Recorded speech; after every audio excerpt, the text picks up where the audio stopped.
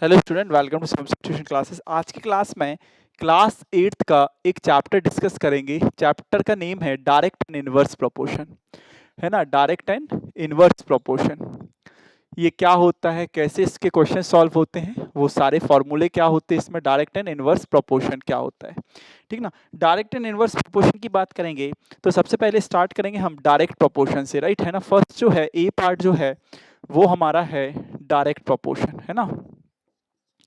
Direct proportion, direct proportion क्या होता है, और सेकंड जो हमारा इसी में आने वाला है वो आने वाला है इनडायरेक्ट प्रोपोर्शन, ठीक है ना। इनडायरेक्ट प्रोपोर्शन दोनों हम आपको बताते हैं। डायरेक्ट प्रोपोर्शन मींस होता है कि एक क्वांटिटी अगर इंक्रीज हो रही है ना तो सेकंड भी इंक्रीज ही होगी।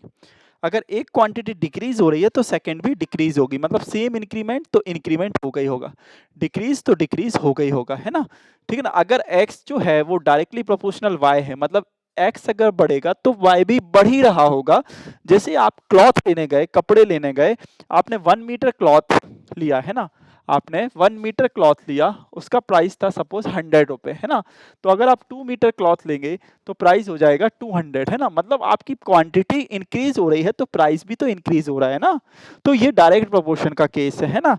या आपने 2 मीटर लिया 200 का, अब आपको 1 मीटर लेना है, मतलब आप डिक्रीज करेंगे तो प्राइस भी तो डिक्रीज होगा, है ना। मतलब ऐसी जगह पे जहां पे हमारी प्राइस इंक्रीज हो, प्राइस हो या फिर कोई भी क्वांटिटी, कुछ भी चीज हो, इंक्रीमेंट हो और इंक्रीमेंट क्वांटिटी, दो क्वांटिटी का इंक्रीमेंट हो या दो क्वांटिटी का सेम डिक्रीमेंट हो, वो हमारा डायरेक्ट प्रोपोर्शन होता है। X is directly proportional to Y. Indirect proportion में होता क्या है कि हमारा एक क्वांटिटी इंक्रीज होगी तो दूसरी डिक्रीज होगी, एक क्वांटिटी डिक्रीज तो दूसरी इंक्रीज होगी। जैसे हमने सपोज 50 मैन का खाना, फूड हमारा जो था वो 100 डे चल रहा था, 100 मैन का।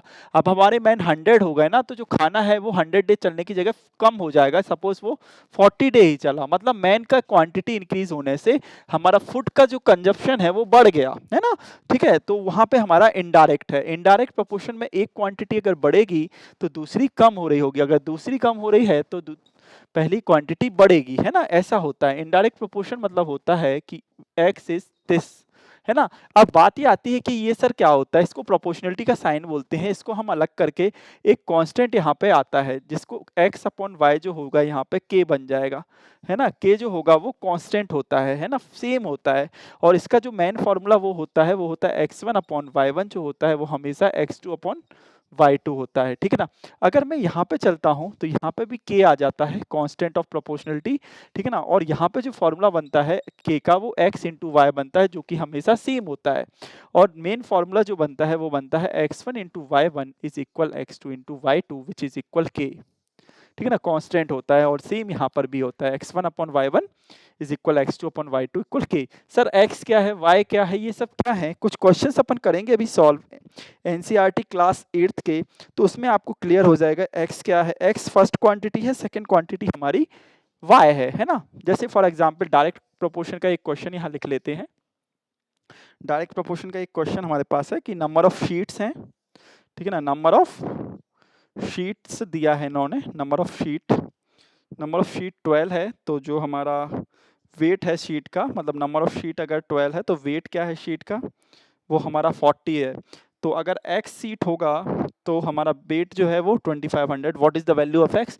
तो आप देख रहे हैं कि शीट अगर इंक्रीज होगी तो वेट इंक्रीज होगा, तो हमारा डायरेक्ट प्रोपोर्शन है। तो यहाँ पे आप एक काम करिएगा, ये x1 अपॉन वाई वन मतलब 12 अपॉन 40 इक्वल होगा x अपॉन 2500 और सॉल्व हो जाएगा, है ना। x की वैल्यू हमारी आ जाएगी। इसको आप x2 भी बोल सकते थे, कोई प्रॉब्लम नहीं, ठीक है। यहाँ पर भी क्वेश्चन बहुत सारे होते हैं, सेम इसी तरीके से होते हैं। ये डायरेक्ट एंड इनवर्स प्रोपोर्शन है हमारा, इसको हम डायरेक्ट एंड इनवर्स प्रोपोर्शन की कैटेगरी में आते हैं। फॉर्मूले आईएमपी ये है हमारी, ये फॉर्मूले आपको याद रखने हैं, ये वाले ये है ना, ठीक है। नेक्स्ट क्लास में इसके क्वेश्चन करेंगे, ठीक है। Thank you students.